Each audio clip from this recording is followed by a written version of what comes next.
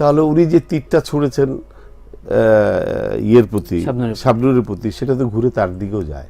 হ্যাঁ, মানে সে তো তার ছেলেই ফিল্ম, লীলা চৌধুরী না, সালমান শাহর মা হিসেবে। সালমান শাহর মা, উনি নিজেও অভিনেত্রী ছিলেন। হ্যাঁ হ্যাঁ, কারেক্ট।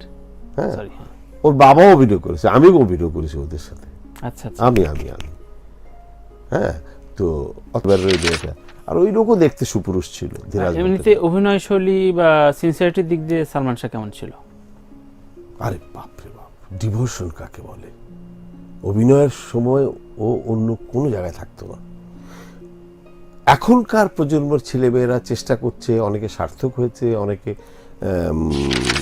গভীরভাবে চেষ্টা করছে যে মুখস্থ করে অভিনয় করবে। সালমান সেই সময় সেই কাজ করতো।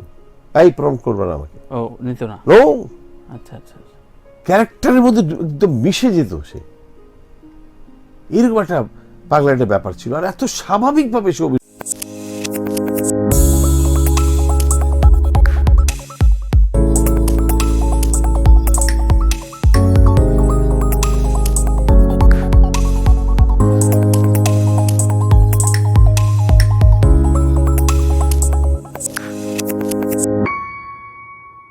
এই ভিডিওটি আমাদের নিজস্ব নির্মাণ, মনে করে প্রকৃত তথ্য নির্ভরতাই আমাদের নিজের অবস্থান, বানানটি ঠিক খবর দিয়ে বিজ্ঞাপন করা আমাদের উদ্দেশ্য নয়। এই কারণে সরাসরি বানানো করা। তাই এই ভিডিওটি কোনো কপি বা অন্য পোস্ট করলে যথাযথ ব্যবস্থা আমরা পাঠাবো।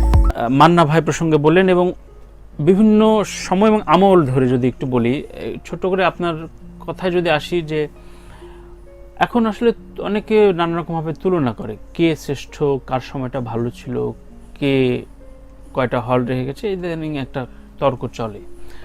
আপনার কাছে কাঞ্চন ভাইয়ের পরবর্তী বা জসিম ভাইয়ের পরবর্তী যে হঠাৎ করে শাবনাজ নাইম এবং সালমান শাবনূরের যে এটা আসলো, আপনি তখন একচেটিয়া কাজ করছেন এই জুটিদের সাথে এবং এই ইন্ডাস্ট্রিতে, কি এমন ছিল যে ওই সময়টা বারবার সবাই রিকল করে?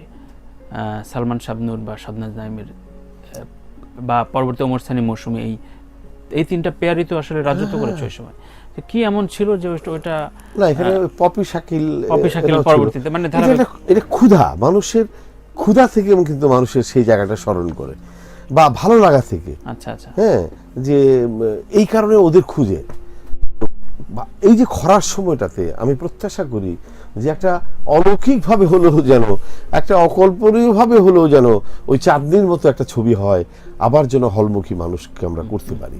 এখন হল কমে গেছে, অমুক হয়েছে, তমুক হয়েছে, এই হয়েছে, প্রযুক্তিগতভাবে আরো অনেক অনেক অনেক মাধ্যম খুলে গেছে, দর্শক দ্বিধা বিভক্ত হয়ে গেছে, চলে গেছে। এত কিছুর পরেও আমি বলবো চলচ্চিত্র সব কিছুর ঊর্ধ্বে। তাহলে এই আধুনিক গ্লোবাল এই যুগে সারা পৃথিবীতে সব সিনেমা হলই বন্ধ হয়ে যেত। আমাদের চেয়ে কি অন্য উন্নতশীল দেশগুলি প্রযুক্তির দিক দিয়ে কম আগানো? সেটাই, সেখানে কেন সিনেমা হল এখনো আছে? একদম, এর পেছনে আসলে আর যুক্তি থাকে না, তাই না? একদম। তো সেক্ষেত্রে সরি, সালমান শাহ, শাবনূর এবং মৌসুমী, ওমর সানি প্যারালালি যে সময়টা ছিল, আপনি আপনার কিছু কাজের অভিজ্ঞতা থেকে একটু বলবেন কি, যে ইন্ডাস্ট্রিটা তারপর থেকে একটা অন্য জায়গায় চলে গেছে সালমান শাহ মারা যাবার পর? এটা কেন বলা হয়? এটা বলা হয় এই কারণে যে অভিনয় বা গল্পের সাথে, চরিত্রের সাথে, কর্মের সাথে চেয়ে অন্যদিকে আমরা চিন্তা ভাবনা বেশি করা শুরু করলাম। ওই যে আলোচনার প্রথম দিকে আমরা ভাবলাম যে চলচ্চিত্রে আসলেই বোধহয় টাকা, চলচ্চিত্রে আসলেই বোধহয় দামি দামি গাড়ি, প্রাচুর্য, অমুক তমুক এইসব করা যাবে। আমরা যদি যে শিল্পীগুলি নমস্য এবং পূজনীয়, প্রাতঃস্মরণীয় যে মানুষগুলোর নাম আমি উচ্চারণ করলাম, সেই লোকগুলির খোঁজ নিলে দেখা যাবে তারা কেউ ওইভাবে বিত্ত বৈভব করতে পারে নাই। বিত্ত বৈভবের এই প্রাচুর্যকে আমি খাটো করে দেখছি না। মানুষের জীবনে অর্থের তো অবশ্যই প্রয়োজন আছে, ভোগ বিলাস, প্রাচুর্য, এগুলির প্রয়োজন আছে, স্বাচ্ছন্দ্যে থাকার প্রয়োজন আছে। দুস্থ হয়ে মরবো কেন আমি? এই কথাটা রিপিটেডলি আমি বলবো আমার সব শিল্পী ভাই বোনদের, যে তুমি তোমার কর্ম করাকালীন সময়ে সতর্ক হও ভবিষ্যতের জন্য। যতটুকু তুমি আয় করলে না কেন, ওইখান থেকে কিছু সঞ্চয় করে তোমার ভবিষ্যৎকে নিশ্চিত করো, যেন তুমি কষ্টে না পড়ো, যেন তোমাকে হাত পাততে না হয়। সাদেক ভাই, অনেকেই মন্তব্য করছেন, অনেক মন্তব্য করেছেনও, আসলে বর্তমান প্রেক্ষাপটে যে একজন কলিগের পাশে থাকা উচিত, যেমন মৌসুমী ওমর সানি থেকে শুরু করে সালমান শাহর ইস্যুটা নিয়ে শাবনূরকে জড়িয়ে যে কথাটা বলা হয়েছে প্রেমের সম্পর্কে, পরবর্তীতে আত্মহত্যা করেছে। এই রিপোর্টটা প্রাথমিক রিপোর্ট, এখনো চূড়ান্ত রায় না বা চূড়ান্ত বিষয় না।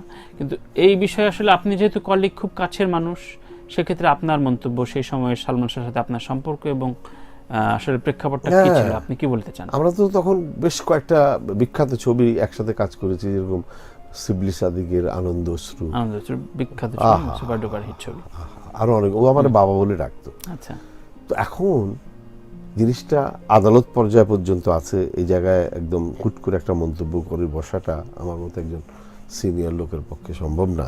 কিন্তু তারপরে বলবো যে আবেগ মানুষকে এমনভাবে কখনো কখনো অনিয়ন্ত্রিত করে ফেলে যে ভুলগুলি করে ফেলে মানুষ। প্রেম ভালোবাসা শাশ্বত জিনিস, এটা থাকবেই।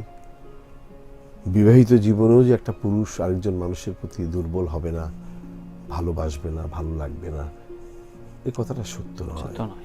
যুগে যুগে এরকম হয়েছে। সিংহাসন ত্যাগ করেছে ব্রিটেনের রাজা প্রেমের জন্যে। আরও কত শত উদাহরণ আছে, সব কিছু তো আর আমরা সবাই জানিও না, কিন্তু পৃথিবীতে এই জিনিসগুলো হয়েছে। এই মাথিন, আমাদের যদি টেকনাফের কথা বলি, সত্য ঘটনা, আপনার রাখাইনের রাজ পরিবারের মাথিন ধীরাজ ভট্টাচার্যের প্রেমে পড়ে যে কূপটার মধ্যে ঝাঁপ দিয়ে মারা গেল। ধীরাজ যখন ট্রান্সফার হয়ে এখান থেকে চলে গেল, আমি যখন পুলিশ ছিলাম, আমি যখন নায়ক ছিলাম, এই দুইটা বইয়ের লেখক ধীরাজ ভট্টাচার্য, উনি নায়ক ছিলেন কলকাতার। আমাদের টেকনাফে ওই কূপটা আছে, মাথিনের কূপ, সত্য ঘটনা। কিন্তু তো বলো, এইটার উপর একটা বিখ্যাত ছবি হতে পারে প্রেমের জন্য। রাজ পরিবারের ওই মেয়েটা, আর ওই লোকও দেখতে সুপুরুষ ছিল। এমনিতে অভিনয় শৈলী বা সিনসিয়ারিটির দিক দিয়ে সালমান শাহ কেমন ছিল? আরে বাপরে বাপ, ডিভোশন কাকে বলে! অভিনয়ের সময় ও অন্য কোনো জায়গায় থাকতো না। এখনকার প্রজন্মের ছেলেমেয়েরা চেষ্টা করছে, অনেকে সার্থক হয়েছে, অনেকে গভীরভাবে চেষ্টা করছে যে মুখস্থ করে অভিনয় করবে। সালমান সেই সময় সেই কাজ করতো। এই প্রম করবার আমাকে ও নিত না। নো, আচ্ছা আচ্ছা, ক্যারেক্টারের মধ্যে একদম মিশে যেত সে। এরকম একটা পাগলা একটা ব্যাপার ছিল, আর এত স্বাভাবিকভাবে সে অভিনয় করতো। ও যে অভিনয় করতেছে না, কথা বলতেছে, বুঝে যেত না। আচ্ছা আচ্ছা। এখন অনেক সময় ওর নায়িকা অনেকেই করেছে, মানে থতমত খেয়ে যেত যে ও কি এটাকে ডায়লগ বললো। আচ্ছা, ডায়লগ বললো তো একটা কায়দা কানুন নিয়ে বলবে, নায়ক একটা ভাব দিয়ে বলবে, ও মা এটা কি বলে বললো, আসলে তো ডায়লগ বলছে। আচ্ছা আচ্ছা আচ্ছা। এই যে অভিনয়কে মানে শারীরিক আঙ্গিক সাবলীল করে প্রক্ষেপণ সংলাপের এই যে ক্ষমতাটা, এটা একটা ঐশ্বরিক ব্যাপার ছিল। এমনি পারিবারিক কেমন ছিল? ওদের পরিবার শ্রদ্ধাবোধের জায়গা কেমন ছিল? সিনিয়রদের আপনাদের সাথে সম্পর্ক? না না না না না, চূড়ান্ত চূড়ান্ত, খুব ভালো, খুব। মানে চলচ্চিত্রে তো কি বলবো আর, মানে আমি দু একটা জায়গায় কথা বলতে গিয়ে আমি অনেক কথা বলতে পারি না, বুঝি না, বা বলাটা সঠিক হবে কিনা, এই জন্য আমি কম বলি। আর আমি একটু প্রচার বিমুখ মানুষ, তো আমি তিনটা শব্দে ব্যাখ্যা করি চলচ্চিত্রকে। কেমন? উজ্জ্বল অতীত, অস্থির বর্তমান, অনিশ্চিত ভবিষ্যৎ। এরপরে আসলে কিছু থাকে না, একদম। এবং অনেক ভেবে আপনার এই তিনটা কথা বলা। একটা বিষয় একটু প্রসঙ্গ ধরে ফারুক ভাই থেকে শুরু করে সবারই মতামত নিচ্ছি, এবং গণমাধ্যমে বলেছেন অনেকে।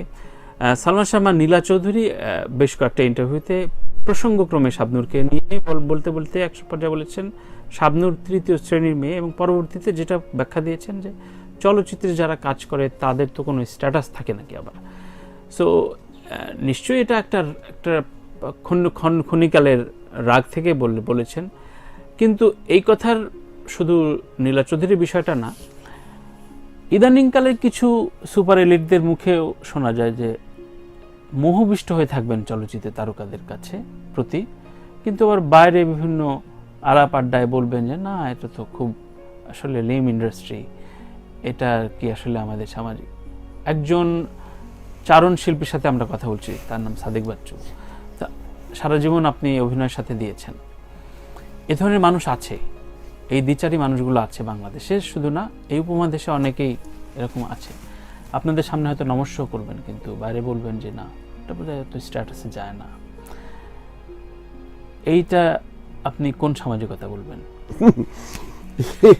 এই মানুষগুলো সম্পর্কে কি শব্দ ব্যবহার করব? তো এদের কোনো নিজেদেরই অবস্থান নেই। নীলা চৌধুরী সম্বন্ধে যদি বলেন, তাহলে উনি যে তীরটা ছুঁড়েছেন ইয়ের প্রতি, শাবনুরের প্রতি, সেটা তো ঘুরে তার দিকেও যায়। হ্যাঁ, মানে সে তো তার ছেলেই ফিল্ম, নীলা চৌধুরী না, সালমান শাহর মা হিসেবে। সালমান শাহর মা, উনি নিজেও অভিনেত্রী ছিলেন। হ্যাঁ হ্যাঁ, কারেক্ট। হ্যাঁ, সরি, ওর বাবাও অভিনয় করেছে, আমিও অভিনয় করেছি ওদের সাথে। আচ্ছা আচ্ছা। আমি হ্যাঁ, তো অতএব এভাবে নয়, ওনার সন্তান হারিয়েছে, ওইটা মায়ের কষ্টের একটা জায়গা। তো যে জায়গায় তুমিও বললে যে উনি একটা মুহূর্তের সময় থেকে, একটা আবেগ থেকে হয়তো কথাটা বলে ফেলেছে। আর সচরাচর মানুষদের যে চারিত্রিক বৈশিষ্ট্যের কথা বললে, এই লোকগুলিকে নিয়ে আমার শুধু হাসতে ইচ্ছা করে, করুণা করতে ইচ্ছা করে, ওদের প্রতি দয়া প্রদর্শন করতে ইচ্ছা করে। এই মানুষগুলো ছায়াছন্দের সমালোচনা করে, দেখুন এটা কি বলছে রোজিনা, কানের মধ্যে এটা কি লাগাইছে না লাগাইছে, কিন্তু বাবা ছায়াছন্দের এই 1.5 ঘন্টা 1 ঘন্টা টেলিভিশনের সামনে থেকে নড়ে নাই। একদম একদম একদম। হ্যাঁ, দূর কবর এটা কি পড়ছে, শাড়িটা তো এইভাবে না পড়লেও পারতো। এইগুলি ফিল্মে অনেক জরুরি কাজ ফেলেও এটা দেখছে, নড়ে নাই, জায়গা ছাড়ে না, উঠলি আরেকজনের জায়গা দখল করে পালাবো। ফিল্ম এই ভালোবাসার জায়গা, যার জন্য বললাম প্রযুক্তিগতভাবে যত উন্নত, যত বিশালই হোক না কেন, পৃথিবীতে অন্যান্য উন্নতশীল দেশে তো সিনেমা হল বন্ধ হয় নাই। আমার এখানে বন্ধ হয়েছে কারণ আমরা প্রোডাক্ট দিতে পারছি না। আমি দোকানটা খুলে রেখেছি, হল মালিক, আমি প্রোডাক্ট দিতে পারছি না, সে বিক্রি করবেটা কি, তাই না? যার জন্য সে অন্য প্রসঙ্গে গেছে, এই করছে সেই করছে। এখন যদি আমি আমার চিন্তা থেকে বলি যে অনেক লোকের বোঝাই করার মতো একটা হল না করে, যদি ব্যক্তিগত উদ্যোগে যারা আছেন করতেছেন, হলের নেশা যারা, হল মালিক যারা, তাদের কিন্তু কষ্টও লাগতেছে হল ভাঙতে। একই সাথে সরকারিভাবেও যদি বলা হয় যে 200-250 লোকের অ্যারেঞ্জমেন্টে তোমরা হল তৈরি করো, সাথে তোমাদের বাণিজ্যিক যে ভবন টবন করো, প্রক্রিয়া অল্প সংখ্যা, হ্যাঁ প্রক্রিয়া চলছে, এবং এটার জন্য আমরা আশাবাদী যে ওইভাবে যদি হয় তাহলে দেখা যাবে যে এক একটা শহর, উপশহর, উপজেলা পর্যায়ে ছোট ছোট হল হলে আমরা যদি ভালো গল্প, ভালো পরিচালকদের দিয়ে, তারপরে আপনার ভালো, ডিসি নিজেও প্রযুক্তিগত দিক দিয়ে এখন অনেক উন্নত, অনেক ভালো ভালো ক্যামেরা, অনেক ভালো ভালো জিনিস এসছে। আমরা পার্শ্ববর্তী দেশ, আরও দূরের দেশে গিয়ে গান করতেছি, ওদের প্রযুক্তি এনে ব্যবহার করতেছি, ওদের বিজ্ঞ লোকদের এনে আমাদের সাথে সম্পৃক্ত করে কাজ করতেছি। আমি তো বলতে গেলে প্রায় ছবিতেই অভিনয় করতেছি, ওদের বাইরের ক্যামেরার কাজ, ড্রোন বিভিন্ন জিনিস ব্যবহার করে, এবং আমরা অনেক ছবি, অনেক মানসম্মত ছবি আমাদের দেশেও আমরা তৈরি করতে পারবো। তবে অলৌকিকভাবে হলেও আমার মনে হয় যে একটা ঘটনা 4 দিনের মতো ঘটুক। অবশ্যই। এবং আমরা আরও একটা সেগমেন্ট ছোট্ট 10-12 মিনিটের মতো যাব। তার আগে একটু জানতে চাই যে আপনি মঞ্চে এখনো অবধি চলমান এবং আপনি পরিচালনায় রয়েছেন, স্ক্রিপ্ট লিখছেন, সেক্ষেত্রে দর্শক প্রতিক্রিয়ায় কি অভিনয়ের প্রতি মানুষ মুখ ফিরিয়ে নিচ্ছে? দর্শকদের কেমন, আপনি যদি সরাসরি রিয়াকশনটা দেখছেন? না, মানুষ কিন্তু ভালো অভিনয় চায় নিশ্চয়। হ্যাঁ, মঞ্চের দর্শক এখনো আছে। এই যে চিত্তরঞ্জন সাহা, যে লোকটা 12-14টা বই নিয়ে বর্ধমান হাউসের সামনে, মানে বাংলা একাডেমির সামনে বসে তোমার প্রথম বইমেলা, বই বিক্রি করে বইমেলা চালু করলো, আজকে সেই বইমেলার বিস্তৃতি কত দূর পর্যন্ত চলে গেছে। এই চিত্তরঞ্জন সাহা কিন্তু আমার নাটক দেখে আমার কাছ থেকে চেয়ে নিয়ে গিয়ে আমার স্ক্রিপ্ট কতদিন এই দিন ছাপিয়েছে, মুক্তিধারা প্রকাশ করেছে। তো আমি মতিঝিল থিয়েটার সার্কেলের সভাপতি, এবং বর্তমানে আমার লেখাই নাটক কালাকাল, এটা প্রদর্শনী চলছে, আমারই পরিচালনায় আমি নাটকে অভিনয় করি। তো নাটকে একটা প্রাণের ব্যাপার আছে। আমি আমার অভিনয় জীবন শুরু নাটকে, এবং আমি আশা করি যে অভিনয় জীবন শেষও যেন নাটকে।